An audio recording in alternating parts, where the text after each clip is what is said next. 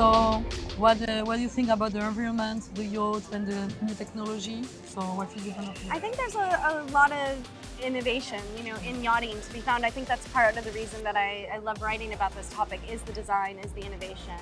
And in terms of, you're asking in terms of eco things, there's, you have to be careful because sometimes there can be greenwashing if people say more eco attributes in certain sectors and certain industries. But I think with yachting, there is a big push. You hear more and more about hybrid propulsion. You hear more about just different ideas of ways to, if not zero out a footprint, because it's still a yacht at the end of the day, balance things out and, offer some different solutions, solar panels, things like that. So, that's been a trend for a while, but I think it's something that owners in the industry are trying to take seriously. So that's really good.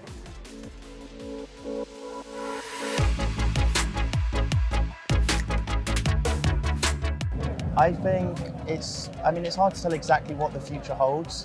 I think there's definitely a transition to a lot more younger buyers. So yachting has generally been people at the kind of end of their careers once they've made their money and then they're buying a yacht. But gradually, I'd say the average age of a buyer is coming down. So it's important to establish the trends of who is actually buying these boats and what do they want.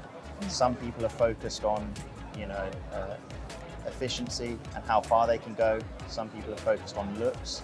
So, there's so much now on the market in terms of what's available, and it's so hard to say exactly what's going to happen. But that's why it's so important to come to these shows, because you can see everybody display what they have to offer, and you can recommend what you think is best for your client based on that.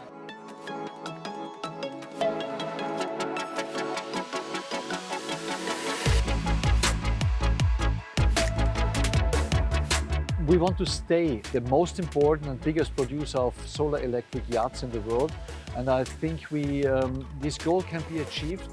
Usually, conventionally powered yachts consume a lot of fuel. There are many yachts here on the show that burn more than 1,000 liters per hour. In times like this is not reasonable anymore.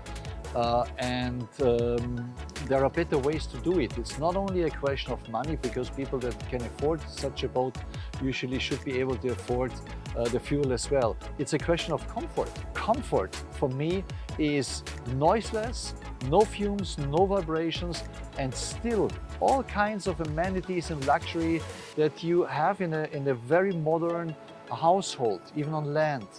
And so this is what we can deliver with our boats.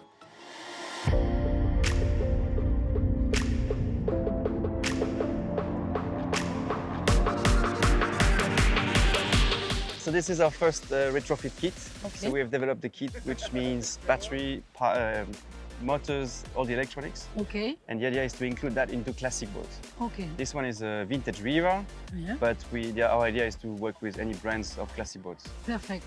Why we do this? Because classic boats, they have a certain value on the market. They have an old engine which is heavy, and also usually sell on lakes where there's a lot of regulations. Yeah, so we take out everything linked to the original engine. So the motor, the fuel tank. Here we've got 160 liters before, and this is the charging point. So basically, it's like the car, no? Exactly, it's the same technology. Okay. Here we used to put fuel. Now we're putting electricity, and this goes all the way to the to handle. Yes, yeah, it's a Type 2, so like cars. I want to try. Yeah, you can try. Okay, this one. It's There very easy. Yeah. Nice charging. For the lady, easy to girls.